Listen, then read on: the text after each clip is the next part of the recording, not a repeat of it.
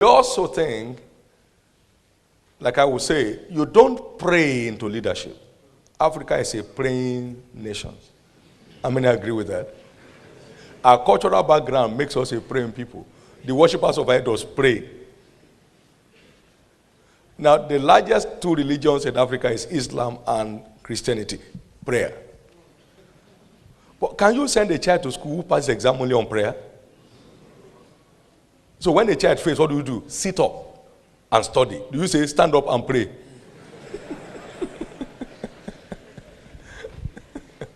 You can't become a leader in your class by prayers. There is more to it. Prayer will help you to understand the work you have to do, but it won't be equal to the work. Does it make sense? I know most of us were strong people in the faith in school, but do we read or not? Don't you read? So there is no way to pray yourself into leadership. You know, one woman came to Jesus in Matthew 20 and was asking, I pray that one of my sons will stand by your right and the other one by your left, or the other children can sit anywhere else. And he said, you don't know what you are asking. They don't pray for it. They work at it. You know what I'm saying? They don't pray for it. They work at it. I told my son here when he called me this morning, he said, oh, I've not heard your voice today. I said, yes, but you know, I've been working. He said, I know. Because they know I must work. You know, no matter how late it is, 3:30 in the morning, I was up to start setting the day up and getting myself together. And that's it.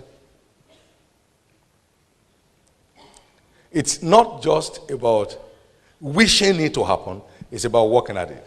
Now, Jesus also told the story. He said, I've come to set fire on the earth, to give the world a new face. He said, and how am I straightened or stretched until it be accomplished? Luke 12, 49 and 50. So there's a stretching that makes a star. You stretch to make it.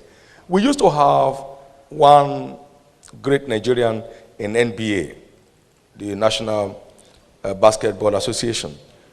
Yes. And this young man had a challenge in one of the seasons that was becoming very obvious. And he couldn't get the basket at a particular range, so the opponent knew. So they keep him always off. And so he was losing ground and was going to fall out of the stuff. But he got a coach, and a coach put him on a particular kind of treatment of 500 throws per day. How many? For 6 months.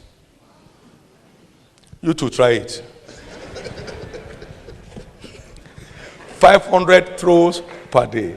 By the next season, he has broken the barrier and his star shot up. Now see, you don't do anything to fall. Just release yourself. You only do something to rise. Now see, we have a place in London. You can't access that floor without a key, but you can come down without it. So I told them, you don't do anything to come down. Just down, and you are done. Do you need to do anything to fail in school?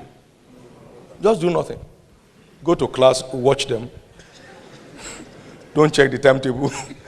They say it's time for exam, just go. And then you get there and say, which subject are we writing today? You don't need to do anything to fail. You see, most times religious people don't do anything. They only wish they succeed.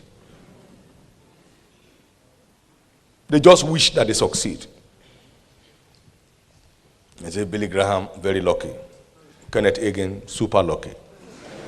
All those fellows are so lucky. You know, because they live in America. It's not like us who live in Africa. Africa, what can we do here? That's why you see Africans who go through the desert and they die in their numbers to cross to Europe.